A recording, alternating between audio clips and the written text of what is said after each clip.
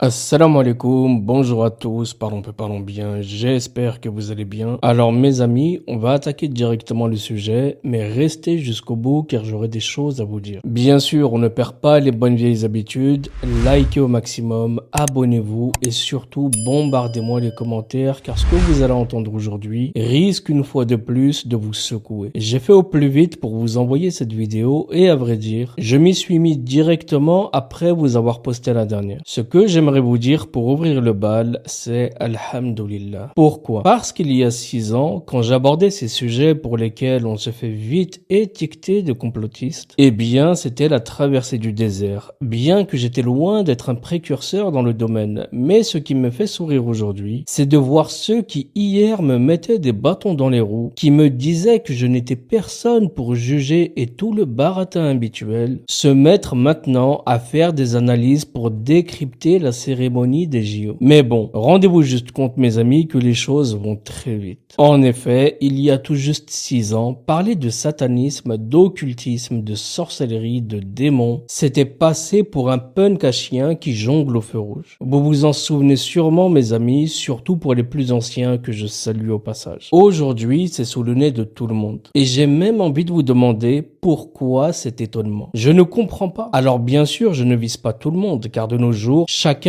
arrive à décrypter de son côté et prendre ses gardes. Mais les autres, faut arrêter de manger de l'herbe. Ce n'est pas bon pour vous. Laissez ça aux moutons. Ayez les yeux ouverts. Une vidéo comme celle-ci n'est même pas utile en fait. Donc ce que nous allons faire mes amis est très simple. J'ai fait le tour de ce qui se disait sur cette cérémonie, donc je ne vais pas répéter les choses évidentes. Il se pourrait même que je ne puisse pas vous mettre toutes les images car apparemment des vidéos sautent ici et là à cause de cette tentative de censure par le CIO qui aimerait faire oublier cet événement. En bref, si vous me voyez aborder un passage vu et revu, c'est que j'aurai quelque chose de nouveau à y apporter et c'est vous bien sûr qui jugerez de la pertinence des informations. En tout cas, et le moins qu'on puisse dire, c'est que cette cérémonie fut un véritable fiasco pour certains, une attaque frontale pour d'autres et plus précisément pour les chrétiens et musulmans qui ont assisté au plus gros blasphème jamais vu depuis des décennies à l'adresse du prophète Isa alayhi salam, autrement dit Jésus-Christ. Et pour d'autres, et plus précisément les organisateurs, et malgré ce que disent ceux qui pensent réellement que le rétropédalage du CIO en retirant la vidéo officielle montre leur prise de conscience vis-à-vis de la communauté internationale, moi je vous dis qu'ils se trompent. Ce que je pense être la vérité, et bien sûr ça ne m'engage que moi, et tout en sachant que cette cérémonie était dans les tuyaux depuis au moins 10 ans, eh bien c'est que ce fut une véritable réussite pour eux. Le rituel a eu lieu. Le reste n'est que du bavardage. Et j'ai même envie de vous dire que ça ne sert à rien de bavarder aujourd'hui, mes amis. Ce qu'il fallait, c'était ne pas s'y rendre, ne pas la regarder. Encore une fois, même cette vidéo aujourd'hui ne sert à rien. Je l'ai faite car vous êtes encore trop nombreux à vouloir des confirmations de ce que je dis depuis des années, donc allons-y. Mais ce qu'il fallait, c'était ne pas donner votre consentement car tout ceci n'est que de la sorcellerie pure et dure. Je vous le dis depuis que nous parlons de l'industrie du disque et des nombreux rituels mis en avant par ces sorciers se nommant rappeurs. Et ils ne sont pas les seuls, on parle de l'industrie du divertissement dans sa globalité. Mais nous en reparlerons plus loin. Donc à présent, concentrez-vous bien, mettez vos écouteurs pour ceux qui veulent une écoute sans parasitage et suivez bien. Donc vendredi dernier, ce qui a dû traverser l'esprit de beaucoup, c'est que l'élite française a confirmé son statut et sa parfaite similitude avec Sodome et Gomorrhe. L'élite de dépravés parisienne a exécuté un méga rituel et l'énergie immonde qui en émanait a été récoltée. Il est important de comprendre que toutes les cérémonies olympiques sont par nature hautement symboliques et chargées d'une signification occulte profonde. Ce dont nous avons été témoins lors de cette cérémonie est lié aux, j'ouvre les guillemets, travaux de Paris d'Aleister Crowley qui ont eu lieu il y a 110 ans en janvier 1914. Aleister Crowley et Newberg ont invoqué Jupiter et Pan, qu'on appelle également Dionysos, en utilisant la magie sexuelle sadomasochiste et homo-érotique. J'en suis arrivé à cette conclusion pour plusieurs raisons. La première raison est le sceau de Jupiter qui a été utilisé comme logo des Jeux Olympiques de 2024. La deuxième raison réside dans la manière dont les femmes, entre guillemets, sont représentées lors de cette scène qui a fait le tour des médias. La scène blasphématoire. Au centre de la table où Jésus se trouverait normalement sur le tableau de Léonard de Vinci, nous voyons une femme couronnée. Les autres femmes, entre guillemets encore une fois, à sa gauche et à sa droite, sont vêtues d'écarlate et d'argent. Aleister Crowley a déclaré que ces deux couleurs devraient être utilisées dans les travaux de Paris. La raison suivante est un autre personnage présent pendant la scène de la scène. On parle de celui que vous voyez assis dans le plat de service riche en nourriture, et notamment en raisins. Raisins qui sont un symbole très important pour le dieu des festivités, des excès et des boissons alcoolisées. Et comme indiqué juste avant, Aleister Crowley ne voulait pas seulement invoquer ou canaliser Jupiter, mais il voulait également entrer en contact avec Pan, qui est souvent lié à Dionysos.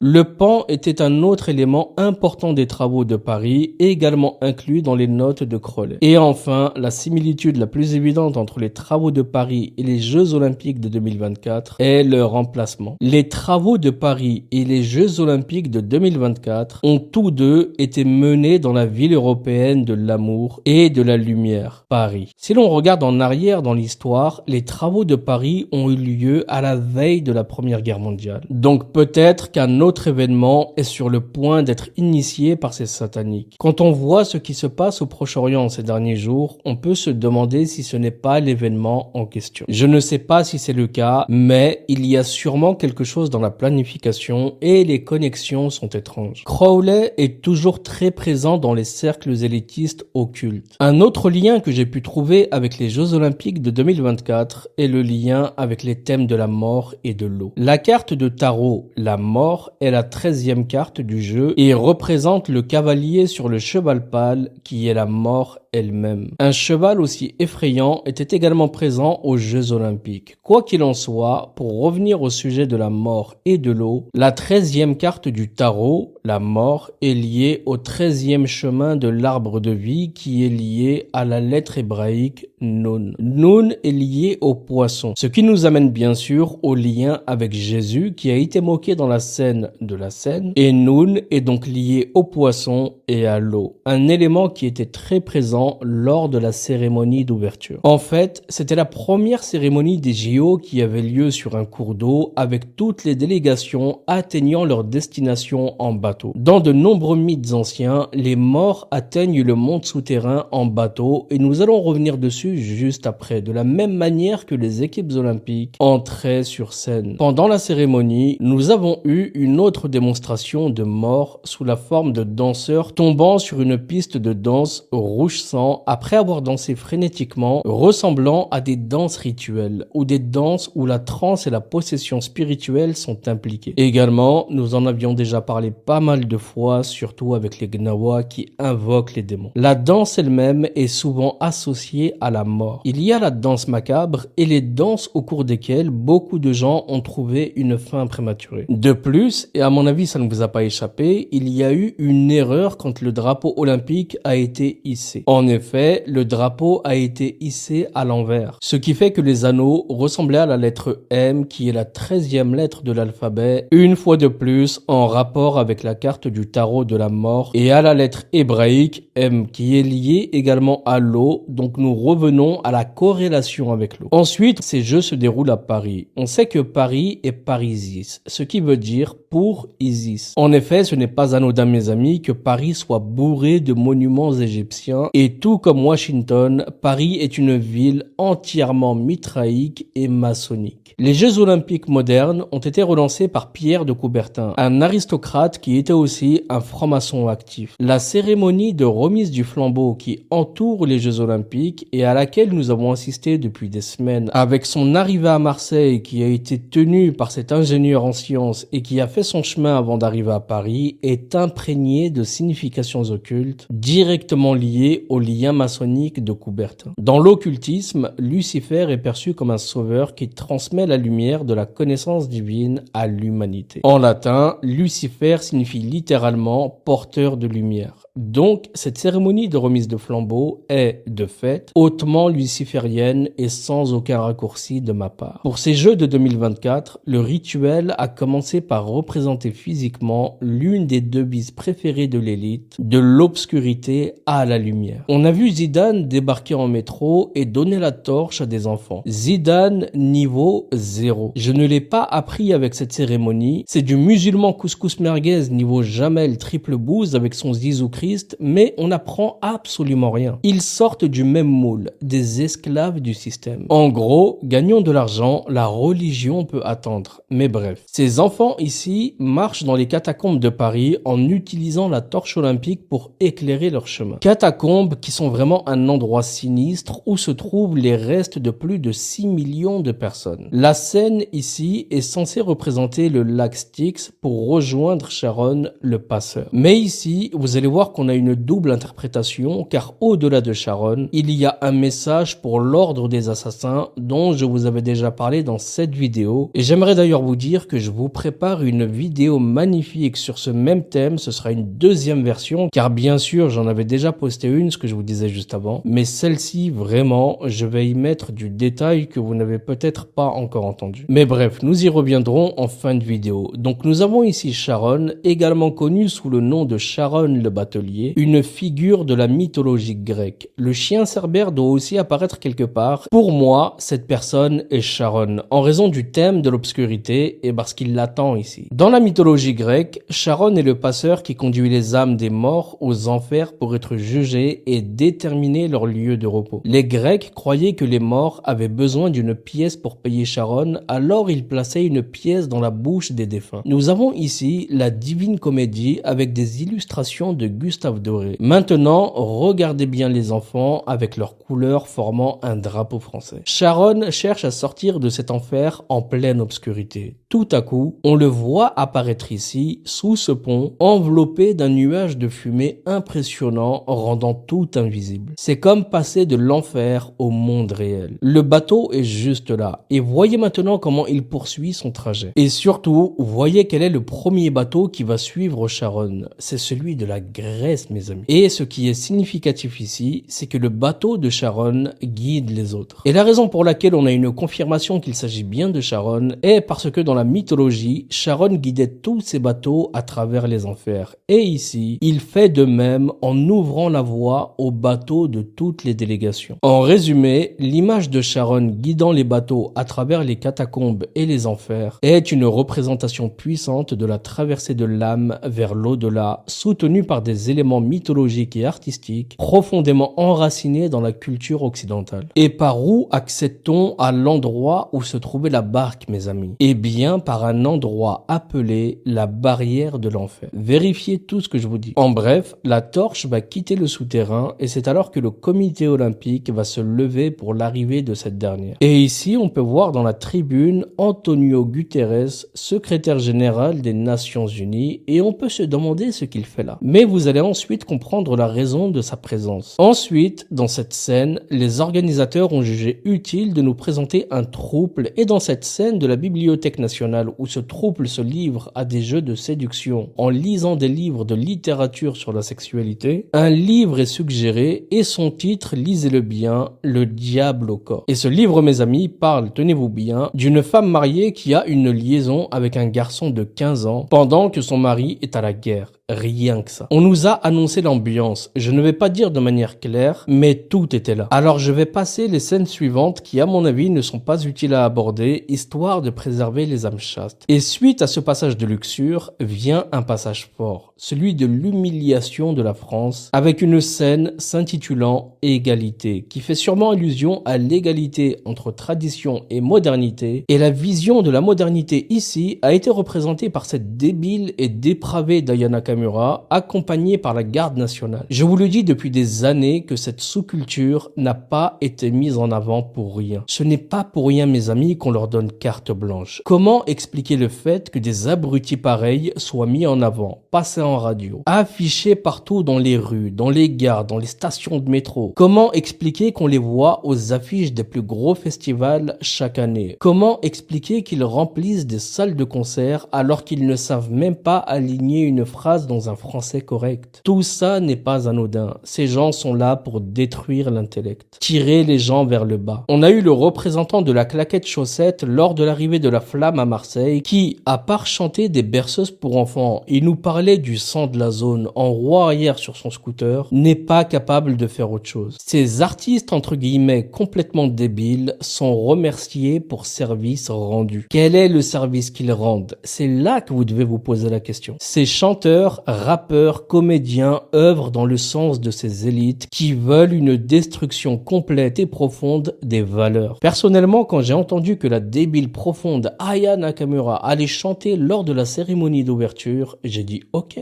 Pourquoi pas? Pourquoi vous étonnez-vous alors que ces élites vous donnent cette même confiture depuis des années? Et puis arrêtez de faire les hypocrites. Vous les écoutez, ces gens-là. Vous payez pour beaucoup d'entre vous des applications en ligne pour les écouter. Pour vous mettre leur diarrhée auditive dans les oreilles du matin au soir. Aya Nakamura qui déclarait elle-même il y a des années dans cette chanson avoir pris la main du diable. J'en avais fait une vidéo complète avec l'explication précise de leur manière subtil d'embrasser le diable pour la gloire. Mais bien sûr, tout ceci n'est plus en ligne. En bref, voilà le visage de la modernité. Une personne qui détruit la langue française en baragouinant des chants pour enfants prépubères. Et le comble de l'ironie, c'est qu'elle entre en scène, tenez-vous bien, par la porte de l'Académie des Lettres. Si ça n'avait pas été filmé, je n'y aurais pas cru. C'est comme si je vous disais qu'un agrégé avait étudié en SECPA. Sans vouloir offenser la SECPA, bien sûr. Mais c'est exactement ce qu'il faut pour ce que veulent ces élites dépravées. Que la culture, l'histoire et l'identité de la France soient remplacées par une culture mondiale unique. Je veux dire, comment peut-on humilier la garde républicaine à ce point? Regardez le type derrière. Le pauvre doit danser au rythme de cette musique diabolique et à voir ses gestes maladroits, on comprend sans effort que ce n'est ni fait ni à faire. Le message est clair ici. La France traditionnelle doit vivre au rythme du mondialisme. Ensuite, on en vient à une scène qui vraiment a retourné toutes les personnes un tant soit peu encore en phase avec leur spiritualité. Dans toutes les cérémonies occultes, mes amis, il faut savoir qu'ils saluent toujours le diable, Satan, Iblis, appelez-le comme vous voulez. Et lors de cette cérémonie, cela s'est fait en transformant la cérémonie d'ouverture en une grande messe noire où le christianisme a été ouvertement profané. On a pu voir cette fille au centre, une DJ du nom de Barbara Butch, entourée d'une clique à vomir, jouer le rôle de Jésus-Christ avec un halo et entourée de drag queens dans une scène se moquant de la scène. On a pu voir des drag queens, femmes à barbe, piétiner cette table de la scène. Pour revenir à ce Schtroumpf, qui est donc la représentation de Dionysos, il représente l'exact opposé de Jésus-Christ. Et c'est pour cela qu'ils l'ont allongé sur la table, l'air minable et lascif. Et puis, on peut voir entre eux cette petite fille au centre et on se demande ce qu'elle fait là. On a également vu la scène de la personne se tenant à sa droite qui lui fera le signe d'égorgement car il se pourrait que la petite représente Judas, le traître. Je ne dis pas à 100% que c'était le cas car pour moi, ce geste renferme une autre signification qui est la mort de l'être innocent. La perversion, la mort de la procréation. Le mouvement LGBT est d'ailleurs mis en avant pour ces raisons. Revenons à présent à cette personne et on peut voir qu'elle porte une tenue assez caractéristique. Alors beaucoup ont supposé qu'elle était une représentation de Jésus-Christ. Mais de par sa couronne à 7 branches, on peut voir qu'il s'agit en fait d'Hécate. Hécate qui dans l'occultisme est une divinité vénérée par sa profonde connexion avec la magie, la sagesse ésotérique et la protection. Dans certaines traditions occultistes,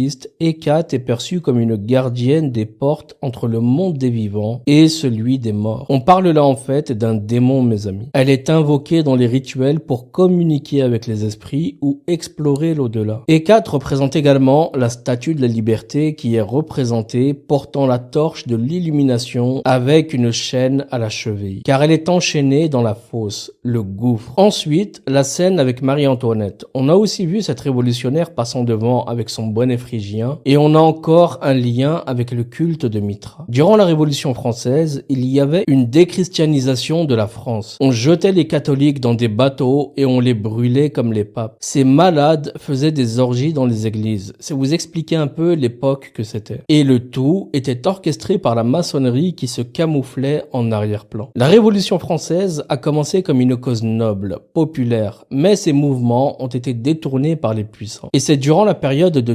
1793 à 1794 que se déroulera la période connue sous le nom de Terreur. C'est de là qu'est apparu ce terme, car les gens étaient amenés sur la place publique et exécutés symboliquement avec la guillotine. Ça faisait partie de la galvanisation, poussant les gens à demander des arrestations et des exécutions massives. Il y a eu environ 17 000 personnes exécutées par guillotine et entre 35 et 45 000 morts entre exécutions, massacres ou exécutions sommaires sans procès formel. Et c'est donc à cette époque que verra le jour cette chanson que nous avons entendue durant cette cérémonie intitulée Ça ira. Cette chanson est en fait un symbole de cette époque où les diables la chantaient en guillotinant le roi. C'était en fait un rituel d'exécution, ni plus ni moins. Et au moment où passait la révolutionnaire, un groupe de rock ou métal, je ne sais pas vraiment ce que c'est, était présent. Un groupe se nommant Gojira. Et ça rappelle bizarrement Godzilla. Et regardez bien le code couleur ici dans cette scène du film. On a du rose, du violet, du vert et du bleu. Une scène dans laquelle était géré un incident cybernétique. Et dans le film Godzilla sorti en 1998, un lézard mutant résultant de radiation nucléaire attaque plusieurs villes dont Paris. J'ai également retrouvé un Godzilla beaucoup plus ancien, mais je ne suis pas sûr de son nom, dans lequel on peut le voir détruire l'Arc de Triomphe à Paris. Également, on a ce film qui est une sorte d'animation sortie en 2004. Team America qui est une police du monde. Cette team va intervenir à Paris pour stopper des méchants terroristes. Et que voyons-nous dans Paris actuellement, mes amis? Une police mondiale et non européenne. Le code couleur est ici encore le même que ce que l'on peut voir dans l'affiche des JO. On peut d'ailleurs voir la même scène chaotique dans le film G.I. Joe. Assez troublant. Quant à la tour Eiffel qui s'est retrouvée par terre, est-ce une programmation prédictive? Eh bien, l'avenir nous le dira, mes amis. Également, nous avons vu récemment ce film faire son apparition sur Netflix. Il s'agit d'un gros requin se baladant dans la Seine nommé Lilith Bâtir et qui sera pourchassé jusqu'à ce que l'armée tire dedans et fasse exploser des bombes se trouvant dans la Seine qui datent de la guerre. Résultat, un gros boom et un pont qui s'effondre. Perso, j'ai l'impression qu'il nous prépare à ce que quelque chose se passe. D'ailleurs, je ne sais pas si vous avez remarqué, mais le requin a pris une grande place dans le monde du divertissement. Une symbolique qui a pris sa place tout doucement, commençant par des dessins animés, des produits dérivés. D'ailleurs, un requin était présent dans la salle de classe dans l'animation iPad Goat, ici sur le tableau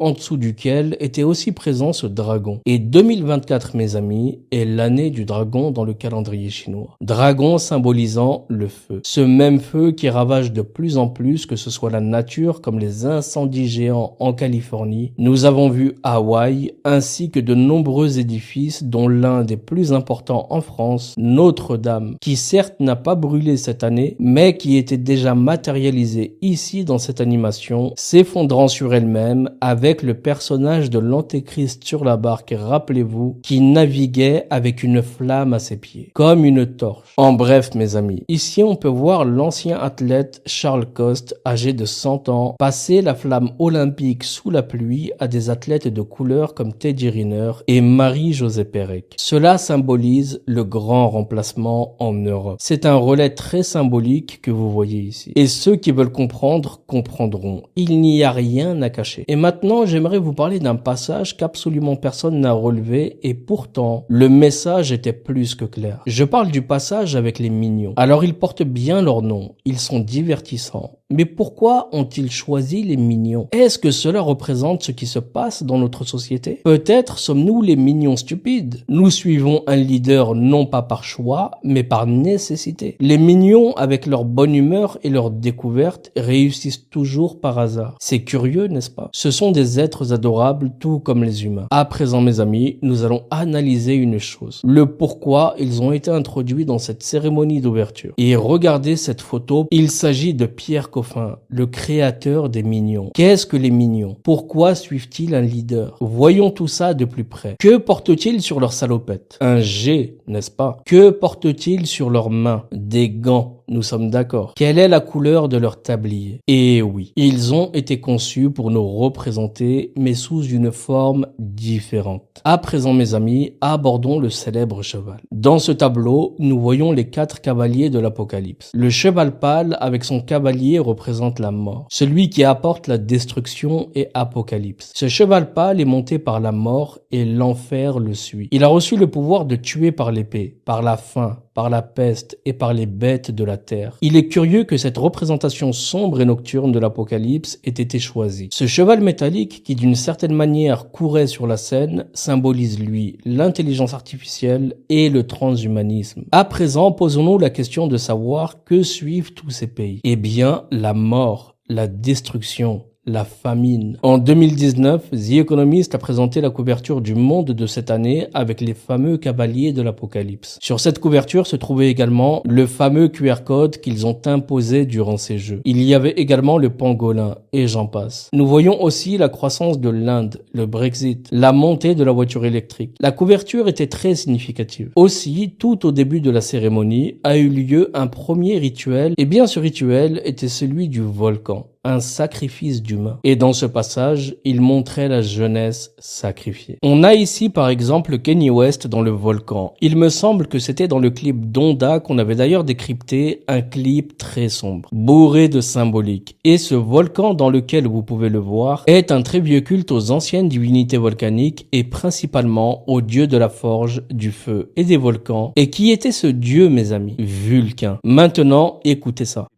Pour reprendre un terme qui a été beaucoup utilisé, si vous n'êtes plus Jupiter, vous êtes devenu qui alors?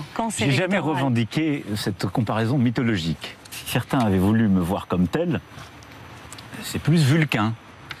Intéressant, n'est-ce pas? Dans cette photo d'une des Kardashians, on peut également voir ce beau Doberman. Et comment ce chien se nomme d'après vous? Il s'appelle Pyro. Tout est symbolique, mes amis. Je vous le redis, nous sommes chez des adorateurs du diable qui ont voué leur vie à tenir tête à Dieu pour satisfaire Iblis. D'ailleurs, le groupe Gojira que vous avez vu au début a une chanson intitulée Magma et une autre intitulée Yellowstone. Et que s'est-il produit le 23 juillet dernier? L'éruption hydrothermale de Yellowstone. Alors bien sûr, personne ne contrôle la nature si ce n'est notre créateur. Mais j'ai trouvé ce lien assez surprenant. Nous avons également une image assez controversée qui n'est pas passée inaperçue. Elle ressemble à une sorte d'autel avec une tête de taureau et à côté un petit veau. Nous voyons ici le grand taureau, Moloch. Nous savons tous qui est Moloch, qui est perçu comme un prince de l'enfer ou un démon majeur associé au sacrifice et en particulier les sacrifices d'enfants. Nous savons également que Mitra, dont nous avons parlé, a tué un taureau. Dans ces rituels, ils amenaient des filles par la main pour les sacrifier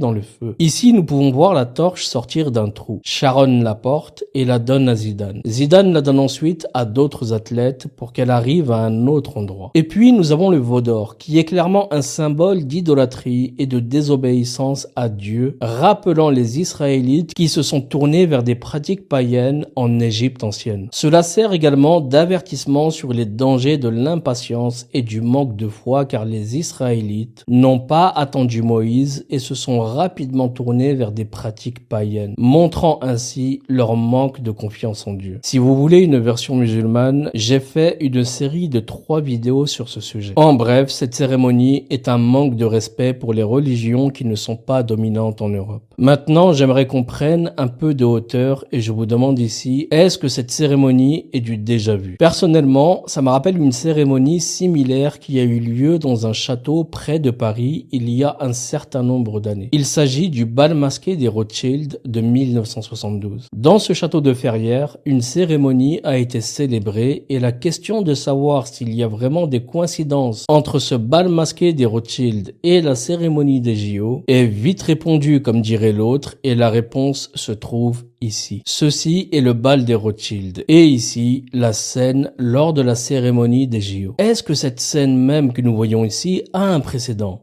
D'après vous? Oui? Non? Eh bien, mes amis, vous avez ici une image datant des années 70 et il s'agit de la décoration de la table lors de ce bal masqué. Nous y voyons une poupée représentant un enfant. Et que pouvons-nous voir sous cet enfant? Regardez bien mes amis, cette personne, cette célébration a déjà été réalisée par les Rothschild et nous voyons ici un rituel d'offrande d'enfants. Ce qui prouve que ce sont toujours les mêmes pratiques qui sont répétées par le même groupe de dégénérés. Ensuite, nous avons pu voir Céline Dion qui est passée d'un état squelettique à une personne à peu près présentable. Mais si vous regardez bien, elle portait un vêtement lesté en guise de robe pour lui donner l'air bien portante au lieu de la présenter la peau sur les os. Regardez bien les manches et surtout le col quand elle lève les bras. Céline Dion qui est devenue une icône de mode qui a lancé une ligne de vêtements pour enfants non genrés, une collection marquée par des couleurs neutres qui refusent le rose pour les filles et le bleu pour les garçons. La promotion de cette ligne de vêtements se trouve sur son site internet, sur son Instagram, vraiment partout. Les t-shirts des enfants portent l'inscription Nouvel Ordre. Je déteste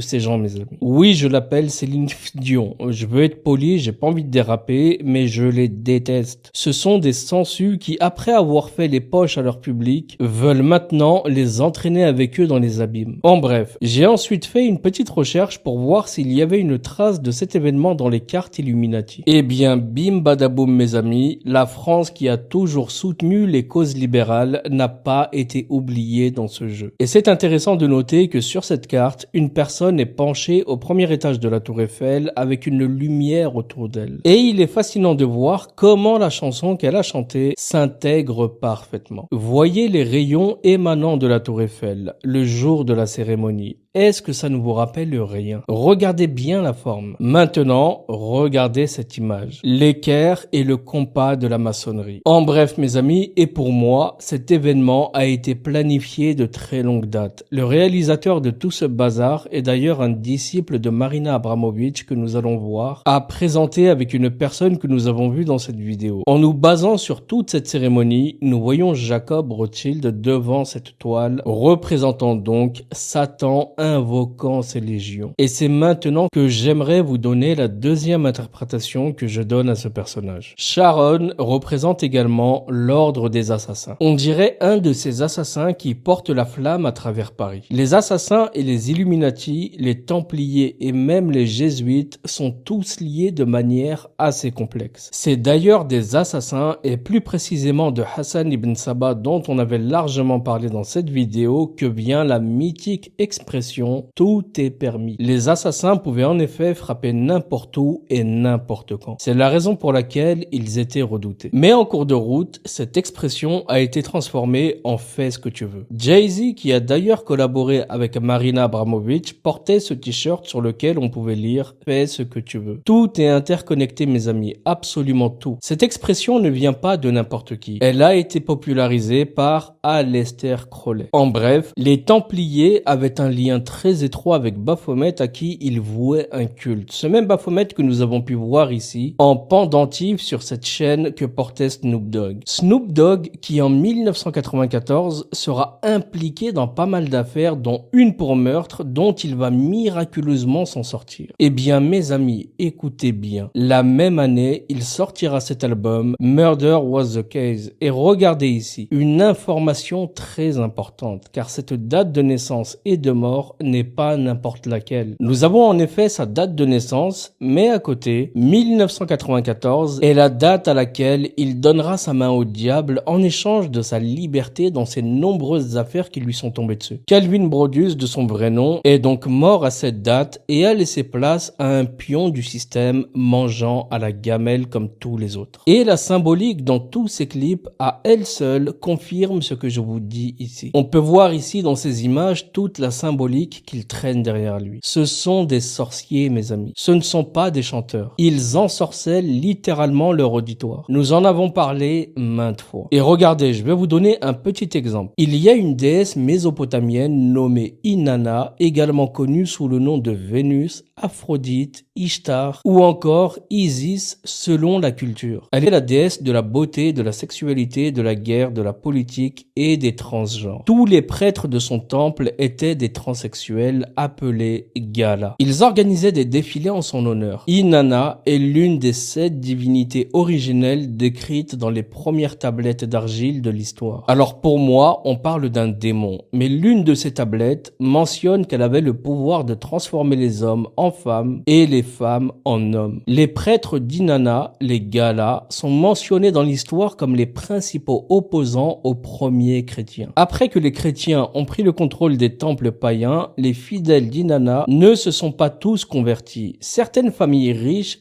fervents adorateurs d'Inanna, sont entrés dans la clandestinité et ont continué à répandre leurs croyances parallèlement à l'expansion du christianisme. Pourquoi je vous ai raconté tout ça, mes amis, juste après vous avoir parlé de Snoop Dogg et de la sorcellerie dans la musique? Eh bien, tout simplement car Inanna est toujours présente dans ce monde et sur la langue de ses adorateurs. Et parmi ces adorateurs, on peut trouver Rihanna. Combien parmi vous ont écouté cette chanson dans laquelle elle répète en boucle Inanna? Alors vous allez penser entendre autre chose, mais c'est absolument l'inverse. Ils le font tous, mes amis. Ils invoquent des démons. Nous avons analysé pas mal de cas comme le sien par le passé, de chanteurs qui invoquaient des démons de la même manière qu'elle. En somme, nous allons conclure cette vidéo, mes amis. Le baron Rothschild est mort récemment, il y a environ 8 mois, et peut-être que cette cérémonie des JO était un hommage à sa vie. Cela ne me surprendrait même pas. En regardant le tableau de Charles III, on remarque qu'il est très similaire à celui représentant Satan invoquant ses légions. Probablement qu'on ne le saura jamais, mais il était temps pour eux de célébrer le but ultime de l'élite occulte, le nouvel ordre mondial. Pour ce faire, ils ont commencé par chanter Imagine de John Lennon, l'hymne officieux du nouvel ordre mondial, et lorsque cette chanson a été interprétée aux Jeux Olympiques de Londres en 2012, on peut dire qu'elle avait un certain sens, car Lennon était originaire de cette ville. Mais dans le cas présent, cela n'avait aucun sens tant que l'on ne comprenait pas que la chanson contenait les paroles préférées de l'élite occulte de tous les temps. Cette chanson dit en gros, pas de pays, pas de religion, pas de possession. C'est exactement le but ultime de l'élite occulte défendu par des organisations comme le Forum économique mondial. Et c'est la raison pour laquelle Antonio Guterres, le secrétaire général des Nations Unies, était assis à côté de Macron. Ils veulent effacer la France et tous les autres pays pour un gouvernement mondial unique. Et la scène suivante illustre exactement cet objectif. La figure masquée représentant l'élite va remonter la scène et se matérialiser ici, au centre, sur un cheval blanc. Il n'y a pas de meilleure façon de représenter les nations du monde qui se rangent derrière le nouvel ordre mondial. Cette cérémonie, mes amis, était juste claire. Et je finirai cette vidéo par cette image dans laquelle nous pouvons voir la lune se placer au milieu des anneaux. Quelle belle image, n'est-ce pas? On dirait un générique de Disney pour une cérémonie qui rappelle la magie de Disney. Terme qu'on entend trop souvent sortir de la bouche de personnes qui ne comprennent même pas de quelle magie il s'agit. Je vous le dis depuis des années, mes amis, que tout ce divertissement est un ensorcellement. Regardez ici, par exemple, le concert de Taylor Swift à Munich. Toute cette masse humaine que vous voyez là sont les personnes qui n'ont pas pu entrer au concert. Avant, on pouvait voir cela lors du Hajj. D'ailleurs, c'est toujours le cas. Des gens qui bravent les fortes chaleurs pour montrer leur adoration à Dieu. Et maintenant, on peut voir la même chose, mais pour les soldats d'Iblis, qui rassemblent des masses humaines pour des concerts. Je jure par Allah le Tout-Puissant que ce n'est que de la magie qui frappe ces personnes. C'est la réalité de ce bas monde. Maintenant, à vous de choisir votre chemin. Donc voilà, mes amis. Pour finir, j'aimerais vous adresser un petit message, mais avant cela, j'aimerais dire une chose, car on m'a de suite interpellé quand Israël a frappé un dirigeant du Hamas en Iran. Et mes amis, vous voulez que j'en dise quoi? J'ai fait un tas de vidéos dans lesquelles je vous ai dit et répété que la région n'allait pas tarder à s'embraser, et pas plus tard que dans la dernière vidéo, je vous l'ai redit. Je ne vois pas ce que je peux vous dire de plus, si ce n'est attendre de voir l'évolution des choses. Perso, j'y vois un jeu très clair, mais j'ai des positions sur ce sujet que beaucoup ne veulent pas entendre. Également, et je vous l'ai déjà dit, que que je ne réagis pas à tout, car il y a aussi pas mal de choses que je ne maîtrise pas, donc je ne vais pas prendre le temps que je n'ai pas pour faire des vidéos pour brasser de l'air comme beaucoup de ventilateurs sur YouTube. Non mes amis. Et d'ailleurs, j'aimerais clarifier le message passé dans ma dernière vidéo que beaucoup ont mal interprété. Je ne compte pas arrêter mes vidéos, juste ralentir un peu les longs formats qui sont très fatigants mentalement. Je peux comprendre les réactions de chacun, mais comprenez-moi aussi. Je gère une société à côté qui n'a rien à voir avec les réseaux sociaux. Ces vidéos, je les fais sur mes heures de sommeil en grande partie. Mais je vous jure mes amis que je le fais vraiment avec plaisir. Le but ici n'est pas de se plaindre. Faire ces vidéos ne me dérange pas, mais si je finis par mettre en danger mon activité, ça ne peut pas le faire. Et je veux garder ce pied et demi dans le réel. Vivre des réseaux sociaux et en devenir dépendant, je ne veux pas. Je vous ai expliqué dans la dernière vidéo que le fait de soutenir ce travail, et je ne parle pas de financier ici, juste avec les outils de la plateforme. Car plus on a de vues, plus YouTube vous rémunère. Donc en fait, vous n'avez pas à soutenir au-delà de ça. Sauf pour ceux qui veulent des vidéos exclusives. Et par cette manière d'opérer, forcément, vous compensez le temps que je passe sur ces vidéos. C'est un calcul extrêmement simple, mes amis. Et croyez-moi, je ne cherche pas à m'enrichir. Je vois souvent dans les commentaires des personnes se plaindre des vidéos devenues payantes et que maintenant, en gros, c'est argent partout, plus d'humanité et tout le narratif habituel des grincheux. Maintenant, je vais vous montrer sans vouloir prouver quoi que ce soit à qui que ce soit que je suis loin de faire partie de ceux qui courent derrière l'argent de YouTube sans raison. Ouais, mais Kamel, ne te justifie pas, mon frère. Non, je tiens à le faire une fois pour toutes et puis on passe à autre chose. Donc regardez bien. Quand un créateur de contenu dépasse les 50 000 abonnés sur YouTube, vous commencez à recevoir un tas de propositions de partenariat de diverses entreprises. Ceci n'est qu'une petite partie des innombrables propositions de partenariat que je reçois pour placer des pubs dans mes vidéos. Et regardez bien, j'en ai reçu je ne sais pas combien, que ce soit pour du VPN, des produits digitaux ou non, mais je vais vous dire pourquoi vous n'avez jamais vu ces pubs apparaître sur mes vidéos, car j'aurais pu le faire. Et si je le faisais, voilà ce que je pourrais gagner avec ces placements de produits. Ici, vous avez la grille de ce que coûte un influenceur suivant les plateformes. Alors bien sûr, tout se négocie en fonction de l'engagement de vos abonnés et plein d'autres paramètres. Ce ne serait pas 18 000 € je pense, mais je peux vous assurer que je suis dans une fourchette assez haute. Et disons même que ces tarifs sont exagérés, il n'y a pas de problème. Disons qu'une pub vous apporte même 2 000 €. Bah la vie est belle mes amis. Mais la raison pour laquelle je n'ai jamais franchi le pas est très simple. Le respect que je vous témoigne depuis le début. Également, une image de moi que je veux préserver. Je me vois pas en début de vidéo vous présenter un produit X ou Y comme si je m'adressais à des bas de plafond pour vous inciter à acheter quelque chose dont vous n'avez sûrement pas besoin. Je ne veux pas faire semblant en vous disant que ces produits ont changé ma vie sur tel ou tel plan et que vous avez un lien ou un code promo dans la description pour en bénéficier à bas prix. Les gens qui n'hésitent pas à le faire méritent uniquement que vous vous désabonniez de leur chaîne, car ce sont eux les opportunistes idiots qui ne réfléchissent pas. Et même si vous me disiez de le faire quand même, je ne le ferai pas car ce n'est pas à mon image. Je ne veux pas laisser ce genre de traces derrière moi. En bref mes amis, et en parlant de business, vous avez été très nombreux à me demander des nouvelles vidéos comme celle-ci que j'avais proposée il y a quelques temps. Si je ne l'ai pas encore fait, c'est que je suis actuellement en train de négocier une opportunité en or pour vous. Mais je ne peux pas m'avancer plus que ça tant que ça ne se concrétisera pas. Ce qui est sûr, et malheureusement, c'est que tout le monde ne pourra pas monter sur le bateau. Donc voilà tout pour aujourd'hui. Ne perdez pas les bonnes habitudes. Bombardez les likes, les commentaires. Dites-moi ce que vous avez pensé de tout ça. Abonnez-vous si ce n'est pas encore fait. Et je vous dis à très bientôt pour la suite. Prenez tous soin de vous et de vos proches. Assalamu alaikum.